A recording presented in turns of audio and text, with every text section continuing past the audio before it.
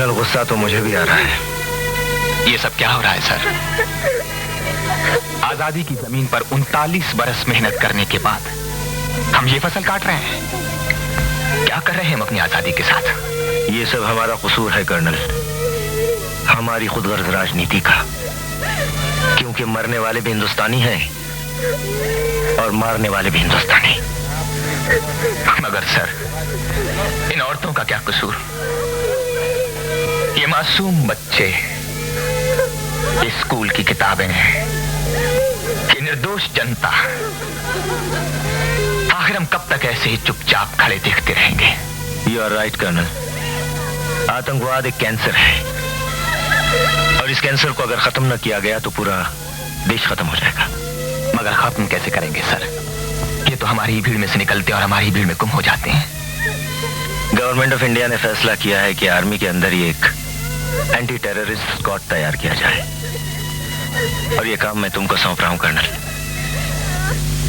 आप सिर्फ एक बात याद रखिए कि आप हिंदुस्तानी हैं और इसके सिवा आपकी कोई दूसरी पहचान नहीं। हमारे और हमारी इस पहचान के बीच जो भी आता है वो हमारा दुश्मन है। हमारा यूनिट आतंकवाद से लड़ने के लिए तैयार किया जा रहा है। कभी कभी अपने भी दुश्मन हो जाते हैं, जो दुश्मन होते हुए भी अपने होते हैं। उनकी खाद चाहे जहां से आती हो, पर ये आतंकवादी उगते हैं अपने ही वतन की सरजमी पर। वो हमारे अपने हैं, इसलिए ज्यादा खतरनाक है। उनको खत्म करके हम खुश नहीं हो सकते, पर उनको दुरुस्त करना हमारा फर्ज है, हमारा धर्म है। अगर इस देश की अखंडता, इसकी एकता को बनाए रखना है तो इस आतंकवाद को खत्म करना ही पड़ेगा। हमें इस बात पर फख्र होना चाहिए कि इस नाजुक और खतरनाक काम के लिए हमारे देश ने हमें चुना है।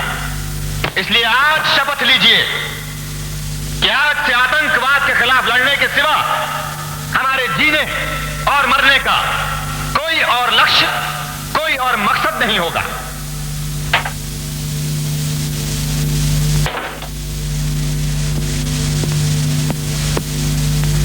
आपने मुझे बुलाया सर? हाँ राहुल, मैं तुम्हें कुछ दिखाना चाहता हूँ। Yes sir. आओ।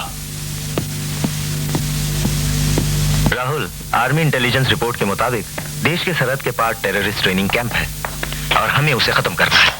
नाउ, ये उस इलाके का नक्शा है जहां टेररिस्ट कैंप है। ये है इंटरनेशनल बॉर्डर।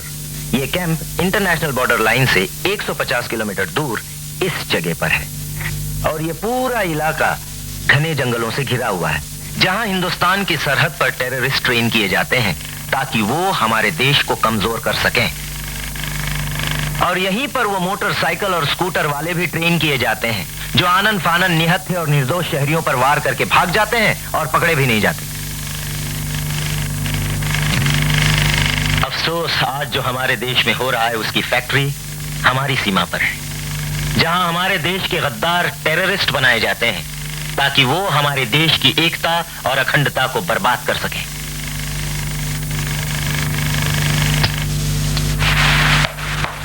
और ये है उस टेररिस्ट कैंप का मॉडल जिसे हमने उस फिल्म के आधार पर तैयार किया है। इसकी मेन बिल्डिंग में एक फाइल है जिसमें तमाम आतंकवादियों के पूरे नाम और पते मौजूद हैं। राहुल, हमें अभी तक ऑर्डर्स मिले नहीं हैं, लेकिन तुम्हारा मिशन ये है कि उस फाइल को हासिल करने के लिए तुम अपने जवानों को ट्रेन करो ताकि ऑर्डर्स मिलते ही हम उन्हें वहां भेज सकें। राहुल, ऑपरेशन डार्क नाइट अब तुम्हारे हाथ में है। Good luck colonel. Thank you sir. ये मिशन बहुत ही राजदारी का मिशन है, इसलिए आज से, बल्कि अभी से ऑपरेशन डार्क नाइट के खत्म होने तक आप लोगों के आउटसाइड वर्ल्ड से सारे नाते खत्म। ना आप लोग बाहर जाएंगे, ना किसी को फोन करेंगे। इन शॉर्ट, आपका बाहरी दुनिया से कोई ताल्लुक नहीं। Have I made myself clear? Yes, sir. Okay. So we will meet tomorrow morning at the training ground 0600 hours. क्या मतलब? 10-12 दिन के लिए तुम घर ही नहीं आओगे? ड्यूटी मैडम, इसलिए बता दिया कि तुम्हें इंतजार करना अच्छा नहीं लगता। चलो, मेरा बैग तैयार किया। खुश रहना।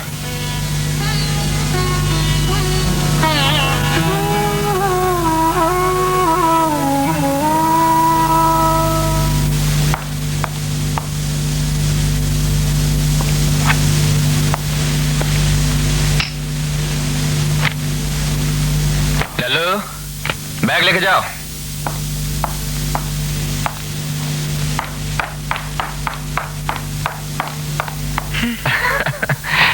राहुल, इतने दिनों के लिए मुझे छोड़ के मत जाओ। 10-12 दिन की ही तो बात। तब तक के लिए तुम मेरी तरफ से भी अपना ख्याल रखना। ना, जय।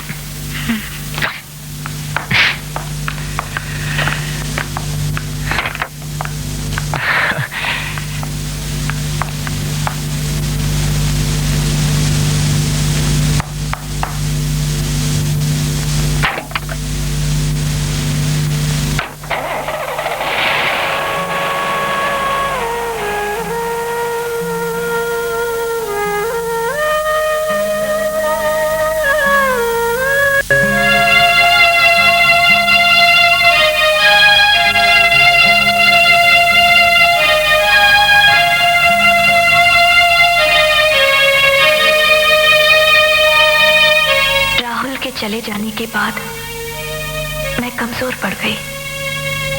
मेरा पुराना प्यार मुझे अपनी तरफ खींचने लगा और मिसेस सक्सेना रिग्नैनी से हार गई।